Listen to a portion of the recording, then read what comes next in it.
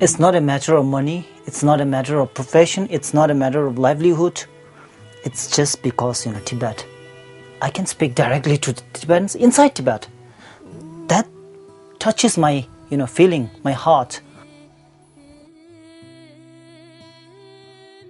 Chinese authorities have monopoly and control all media, all information, and use it for their own propaganda purposes. And unfortunately for us, it doesn't stop there. They also control and censor all information coming from outside, including our broadcasts. This is Voice of Tibet. For 3 days, monks and nuns at several monasteries in Tibet have protested against Chinese authoritarianism.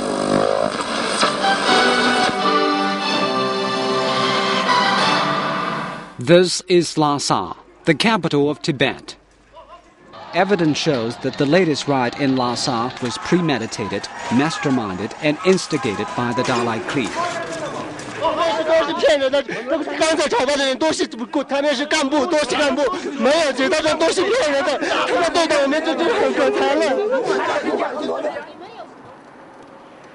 Jeg har med et brev til dere. Kan jeg kanskje benytte anledningen til å gi? Nei da, nei. Jeg er sendt her om sånn dykning der oppe, ikke sånn. Det er jo bare et brev da. Kan du bare flytte der nede, ikke sant? Ja. The Chinese embassy said to me that Voice of Tibet is a political radio station with an objective to split Tibet from China. And they also say that Voice of Tibet is the Dalai Lama's radio station.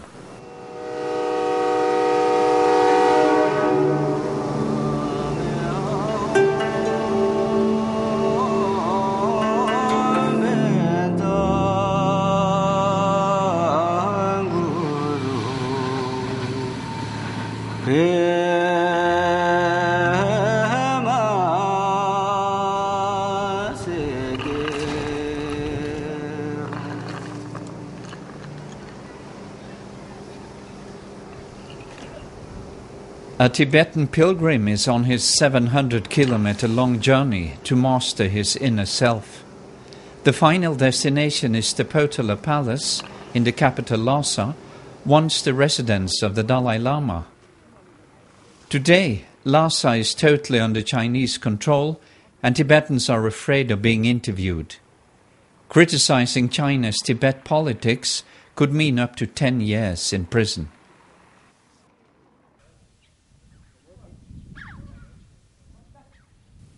In 1996, 3 Norwegian non-governmental organizations established the Voice of Tibet because of increasing political control and censorship of all media in Tibet.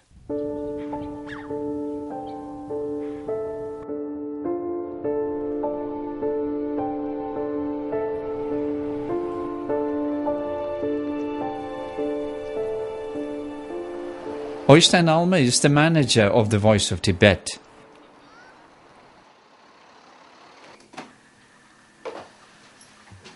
Voice of Tibet is registered as a foundation in Norway. It's run by Tibetan journalists based in the exile communities in India and in Nepal, producing radio programs every day in Tibetan language and in Mandarin Chinese language, also with an objective to try and counter in a way the Chinese propaganda with factual information. And in a way, I think you can say we provide a voice to the voiceless. Every day we get recordings from inside China on our transmissions documenting how it really sounds. And you can hear. This one doesn't look good. And the jamming is very bad. We have been broadcasting for almost 13 years, and for as many years the Chinese have been attempting to jam or block all our transmissions. And we have seen over the last few years these attempts have been intensified. It's not like it should be.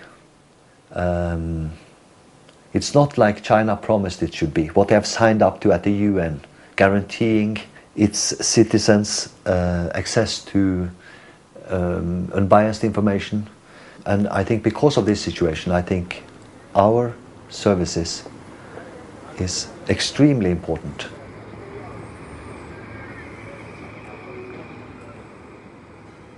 On behalf of our listeners, of course, it is very, very frustrating to experience the Chinese jamming day after day from minute to minute, and not least the fact that the Chinese seems to be able to carry on, continue, without any serious criticism from politicians, governments, international institutions or others.